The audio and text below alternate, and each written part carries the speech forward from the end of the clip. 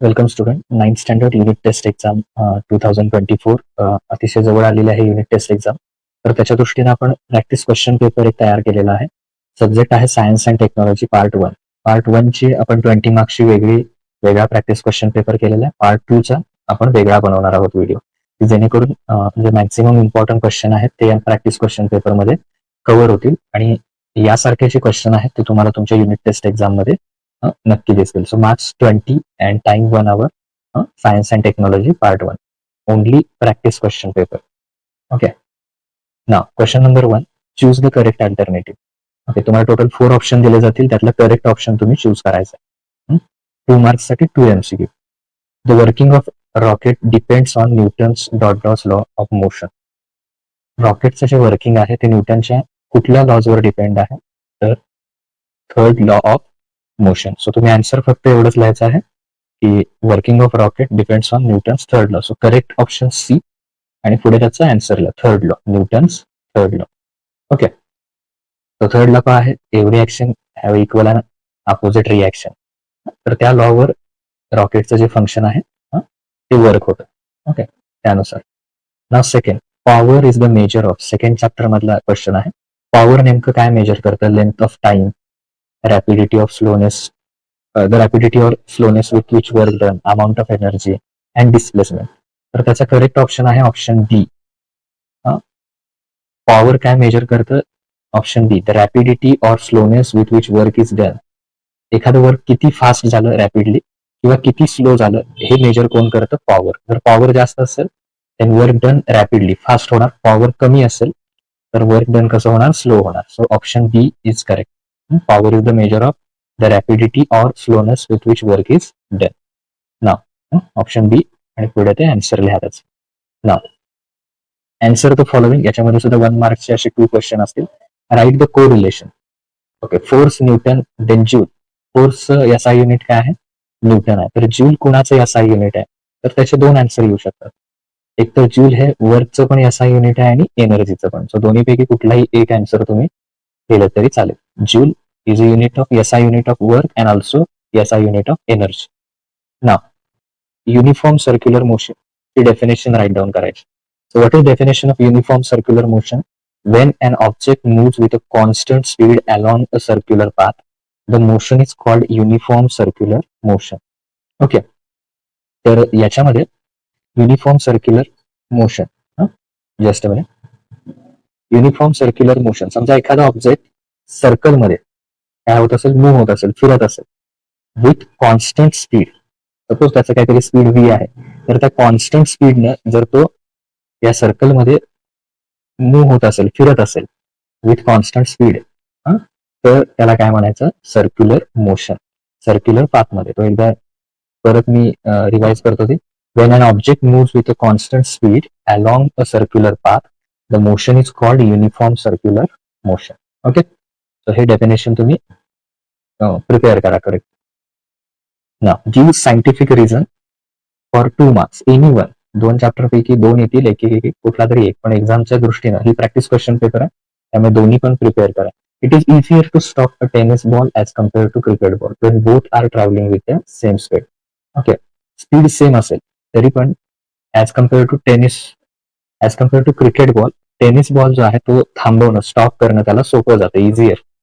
Okay, जरी speed same असलं तरी टेनिस बॉलला स्टॉप करणं कम्पॅरेटिव्हली क्रिकेटच्या बॉलपेक्षा काय जातं? इझी जातं, इझियर. Why the reason? तर रिझन मध्ये तुम्ही आन्सर कसं लिहू शकता? Cricket ball has more mass compare to tennis ball. जे मास आहे क्रिकेट बॉलचं, क्रिकेट बॉल थोडासा हार्ड असतो तो, मास त्याचं जे आहे ते जास्त असतं. When you stop both the balls, change in momentum is higher in case of cricket ball. त्याचा मोमेंटम जास्त असतो, कारण mass into velocity. Velocity same आहे ओके दोघांची, पण मास दोघांचे डिफरंट आहे. क्रिकेट बॉलचं जास्त आहे, त्यामुळे मोमेंटम क्रिकेट बॉलचा जास्त होतो. त्यामुळे हायर फोर्स पाहिजे, higher force compare to tennis ball. तो स्टॉप करायला क्रिकेटचा बॉल टेनिस बॉलपेक्षा जास्त इथे काय पाहिजे? आपल्याला फोर्स पाहिजे, आणि त्यामुळे इट इज डिफिकल्ट. क्रिकेट बॉलला जास्त फोर्स लावा लागतो, पण tennis ball it is easier to stop than cricket ball. Okay, Now next question, the work done on an object moving with uniform circular motion is 0. Okay, the next part, the work done of an object moving with uniform circular motion is 0. Work done जे आहे, एखादा object uniform circular motion मध्ये असेल, okay, तर त्याचं work done जे आहे ते 0 असतं जर युनिफॉर्म सर्क्युलर मोशन मध्ये असेल तर. त्याचं रिझन लिहायचं आहे. आता वर्क डनचा फॉर्म्युला काय, work done is given by F into S cos theta. Cos theta म्हणजे त्याच्यातला फोर्स आणि डिस्प्लेसमेंट मधला अँगल म्हणजे हा theta. In circular motion the direction of force acting on object radially inward and the direction of motion of object is tangential due to circular path. आता force जो आहे आणि त्याच्यानंतर दुसरा आहे direction of motion of an object is tangential to circular path. थोडक्यात काय होतं याच्यामध्ये, सर्क्युलर मोशन मध्ये असताना जी फोर्स आहे तो या रेडियस मध्ये असतो, रॅडिकली इनवर्ड याच्यामध्ये, आणि जो त्याचं डिस्प्लेसमेंट आहे, ओके, तर ती अशी टँजेन्शियल असते. म्हणजे दोघांच्यातला अँगल किती असतो, 90 degree. Okay, so force acting on object is radically inward and the direction of motion of object is tangential to circular path. म्हणजे थोडक्यात असे रेडियस आणि हा टँजेन्शियल डिस्प्लेसमेंट त्याची ऑब्जेक्टची. सो त्यामुळे तिथला अँगल 90 डिग्री तयार होतो. Thus the angle between force vector and the displacement vector is 90 degree. दोघांच्यातला अँगल किती डिग्रीचा असतो, 90 डिग्रीचा. इन शॉर्ट लिहा, सर्क्युलर मोशन मध्ये असताना फोर्स आणि जे डिस्प्लेसमेंट आहे त्यांच्यामधला अँगल किती असतो, 90 डिग्री असतो. दॅट्स वाय कॉस 90 ची व्हॅल्यू येते 0. Hence the work done on the object is uniform circular motion is 0. हे त्याचं सायंटिफिक रिझन द्यायचं. नाव answer the following. Clarify the difference between distance and displacement. त्यांची डेफिनेशन लिहा. What is the definition of distance? It is defined as length of actual path traveled by an object. एखाद्या ऑब्जेक्टने actually किती path travel केला त्याला म्हणायचं distance. And shortest distance, okay, displacement म्हणजे काय, shortest distance between 2 point, okay, त्याला म्हणायचं displacement. Between starting and finishing point म्हणजे स्ट्रेट लाईन मध्ये असतो तो. आणि जे डिस्टन्स आहे ते डिस्टन्स कसं असतं, तुम्ही ऍक्च्युअल पाथ कसा ट्रॅव्हल केलाय ते डिस्टन्स सगळं मोजायचं. आणि डिस्प्लेसमेंट म्हणजे ऍक्च्युअली किती स्ट्रेट मिनिमम डिस्टन्स दोघांमधले किती आहे ते घ्यायचं. दुसरा डिफरन्स लिहू शकता, स्केलर क्वांटिटी. जो डिस्टन्स आहे ती स्केलर क्वांटिटी म्हणजे त्याच्यामध्ये फक्त मॅग्निट्यूड लागते, डायरेक्शनची गरज नाही. डिस्प्लेसमेंट मध्ये वेक्टर क्वांटिटी म्हणजे त्याच्यात मॅग्निट्यूड पण पाहिजे आणि डायरेक्शन पण. ओके, दोन्ही गोष्टी त्याच्यामध्ये लागतात, म्हणून displacement is a vector quantity. Distance, okay, distance is scalar and displacement is vector. तर हे दोन डिफरन्सेस तुम्ही त्याच्यामध्ये घेऊ शकता. त्यातला सेकंड परत प्रॉब्लेम आहे, a stone having mass of 250 gram is falling from the height. How much kinetic energy does it have at the moment of velocity 2 metre per second. 2 marks साठी क्वेश्चन आहे. Mass जे आहे त्याचं मास किती दिलंय, 250 gram. त्याला kilogram मध्ये convert करायचा. सो 250 ला जर 1000 ने डिवाइड केलं तर 0 ला 0 कॅन्सल होईल आणि 10 ने डिवाइड केल्यामुळे पॉईंट येईल. सॉरी, इथे पॉईंट येईल असा, इथे तर 1000 ने डिवाइड करायचा आहे. सो एक जस्ट मिनिट परत घेऊया. 250 ग्रॅम आहे, त्याला किलोग्राम मध्ये करताना 1000 ने डिवाइड करा आणि 0 ला 0 कॅन्सल. 100 ने डिवाइड केलं की मागून जे 2 डेसिमल आहे ते येईल, म्हणजे 0.25 किलोग्रॅम म्हणायचं त्याला. वेलॉसिटी आहे व्ही. आता कायनेटिक एनर्जीचा फॉर्म्युला काय, 1/2 mv स्क्वेअर. मग 1/2 mv स्क्वेअर. आता इथे 2 चा स्क्वेअर केला तर किती येईल, 4 येईल. 2 1 2, 2 2 4, म्हणजे काय राहिलं, 0.25 मल्टिप्लाय 2, 0.25 मल्टिप्लाय 2 केलं. ओके, 2 चा स्क्वेअर 4 आला. 2 1 2, 2 2 4 आले हे. आता कुणाचं मल्टिप्लिकेशन करायचं, 0.25 आणि हा राहिलेला 2. 25 2 50, 0.50. 0.50 म्हणजे तुम्ही काय लिहू शकता, पुढची 0 द्यायची काही गरज नाही, 0.5 आणि त्याचं कायनेटिक एनर्जीचं युनिट जूल. ओके, ते द्यायचं. Write any 2 Newton's equations. न्यूटनचे इक्वेशन कुठलेही 2 इक्वेशन लिहायचे. हे तिन्ही इक्वेशन आहेत, तर त्या तिन्हीपैकी कुठलेही 2 लिहा. एक्झामच्या दृष्टीने तिन्ही पण प्रिपेअर करा. Okay, now answer the following. Newton's law of motion, तर तो लॉ ऑफ मोशन तिथे राईट डाऊन करायचा. 6 मार्क्स साठी आहे एनी 2. 3 लॉज आहेत न्यूटनचे, तर 3 लॉज तिथे लिहायचे आहेत. चॅप्टर एक्सप्लेन केलेला आपला एक व्हिडिओ आहे, त्याच्यामध्ये तुम्हाला न्यूटनचे लॉ मिळून जातील एक्सप्लेन केलेले. तर त्याचा व्हिडिओ खाली डिस्क्रिप्शन मध्ये दिलेला आहे, तिथे जाऊन तुम्ही बघू शकता. Derive expression for kinetic energy.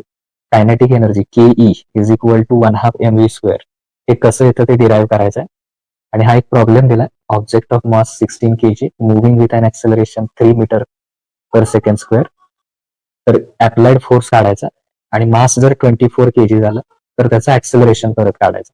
Textbook मधलाच problem आहे, तर त्याचं सोल्युशन बघा. मास किती दिलेला आहे पहिल्यांदा 16 kg आणि ऍक्सेलरेशन किती दिलेला आहे 3 metre per second square. So पहिल्यांदा फोर्स कॅल्क्युलेट करायचा आहे, म्हणजे 16 इंटू 3 आणि फोर्सचं युनिट काय न्यूटन.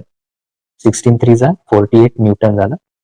आता परत मास 16 च्या ऐवजी दुसऱ्या कंडिशन मध्ये किती घ्यायचा आहे 24. फोर्स आहे तोच ठेवायचा आहे 48 न्यूटन. आता परत फॉर्म्युला लिहायचा force is equal to mass into acceleration. आपल्याला जर ऍक्सेलरेशन काढायचं असेल तर मास मल्टिप्लायचं काय होणार इथे डिवाइड केलाय. मास पलीकडे फोर्सला जाऊन काय होईल डिवाइड होईल.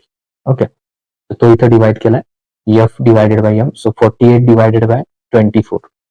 24 2 जा मीटर पर सेकंड स्क्वेअर. हे त्याचा आन्सर येणार. ओके, ना question number 3 4 marks any one.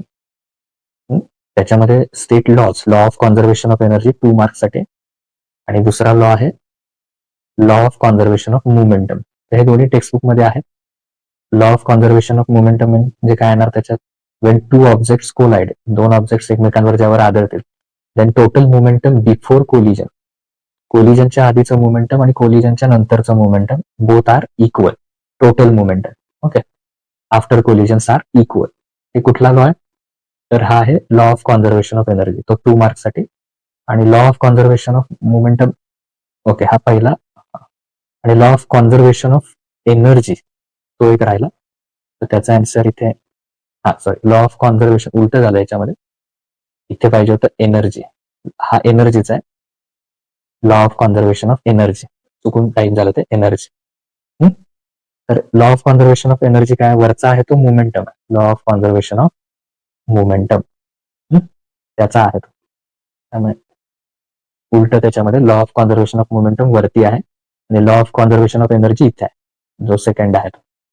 Law of conservation of energy काय energy can neither be created nor be destroy. Energy आपण क्रिएटही करू शकत नाही आणि डिस्ट्रॉयही करू शकत नाही. It can be converted into one form into another. Energy आपण क्रिएट पण करू शकत नाही डिस्ट्रॉय पण करू शकत नाही. फक्त त्याचा एका फॉर्म मधून दुसऱ्या फॉर्म मध्ये आपण कन्व्हर्जन करू शकतो. Thus the amount of total energy of universe remains constant. Universe मधली जी टोटल एनर्जी आहे ती मात्र काय राहते कॉन्स्टंट राहते. So that is law of. हे दोन्ही 2 to 4 मार्क्स साठी करू शकता. किंवा तुम्हाला एक क्वेश्चन दिला जाईल draw a graph of distance against time taken time along the x axis and distance along the Y axis. Okay, time and distance. In the distance time graph about what does the slope of straight line indicates. तुम्हाला आधी graph draw करायचा आहे. तर 0 ला 0 आहे, 10 ला किती आहे बघा 15. तर इथे तुम्ही 20 10 15 असे पॉईंट घ्यायचे. सॉरी 10 ला आहे इथे कुठेतरी 15 परत असे पॉईंट घ्यायचे.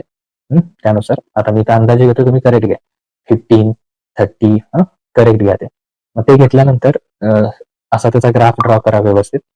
तर तो असा स्ट्रेट लाईन येईल.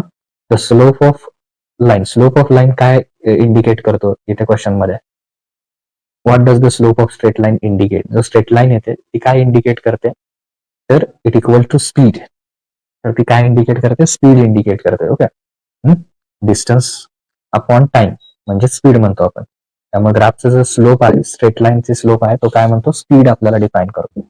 ओके, इथे तुमचा 20 मार्क्सचा जो क्वेश्चन पेपर आहे तो कम्प्लीट होतो. नेक्स्ट व्हिडिओमध्ये आपण S2 चा जो प्रॅक्टिस क्वेश्चन पेपर आहे तो बघू. Okay, thank you.